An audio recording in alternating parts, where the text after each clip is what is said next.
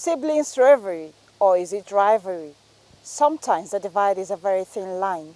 Some people believe that birth order plays an important role in shaping personalities and our relationships within the family. For instance, firstborns often take on leadership roles, while younger siblings enjoy being the baby of the family. Middle children, however, usually find themselves in a more unclear position. Many believe they are overlooked and left to find their own way. Some claim they eventually assume the roles of peacemakers amongst other siblings. In fact, a test on personality traits conducted by psychologist Michael Ashton and kibeom shows middle child scored the highest on honesty, humility, and general agreeableness. Here in Nigeria, psychologist Charity Abubakar, who incidentally is a middle child, says the notion that parents treat children the same is not the reality. Despite their best intentions, as parents tend to have a special bond with their first child, while the second or middle children have to jostle for attention. The basic instinct is actually to care for both children equally, but because of situation, birth order, mental state of the parent at that time impact upon this child. It will say 50-50 or 60-40. A lot of time we tend to see them become more resilient, and that sort of build them to become better people in the society because they've had experiences. And there's something about experience, it makes you a better person.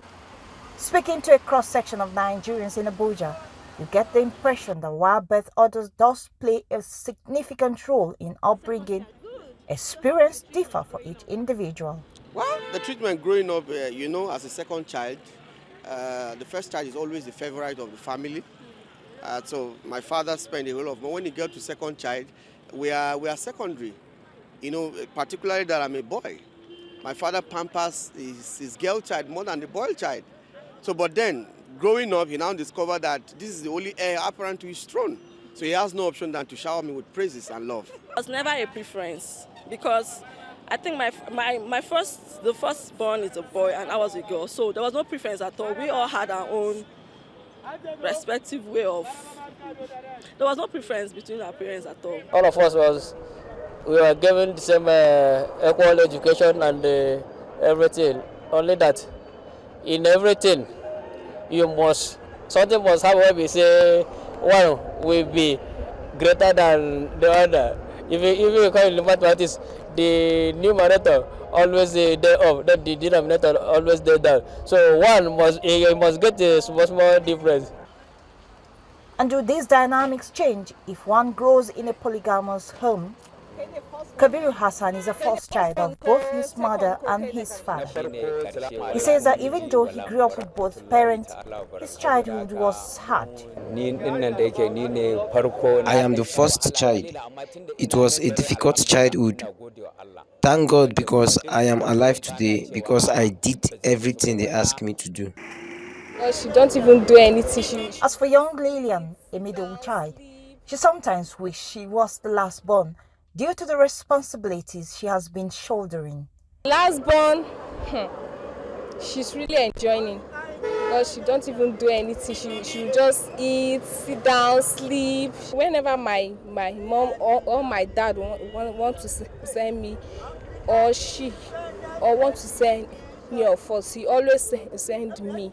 But for the last born, he doesn't used to send her, and she doesn't used to do anything at all. That I did not get from my Mr. Chinedu Eze does not agree with the submission. The last born are pampered and spoiled. As the last and only male child coming from a broken home, life was not easy. The only son and the last born, nobody pampered me. It wasn't easy. Depending on, life is all about different issues.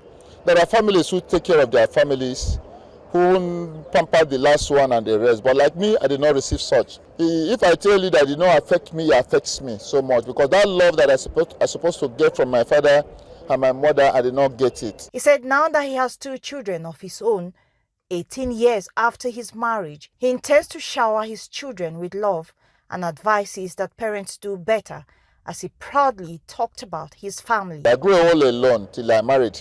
So, but I'm not praying for my children to experience such. I'm praying to give back to this love I did not get from my father and my mother. Understand? Back to, it's good for us to give our children love. For psychologists like Charity, who has in the course of her work observed that plain favoritism by parents can itself breed self-centered adults who are a burden on the society. Parents need to be intentional in raising well-balanced and mature adults who can face daunting challenges and scale through. After all, we will all prepare rivalry amongst our siblings with just a little touch of rivalry. Mwesi Igono, AIT News, Abuja.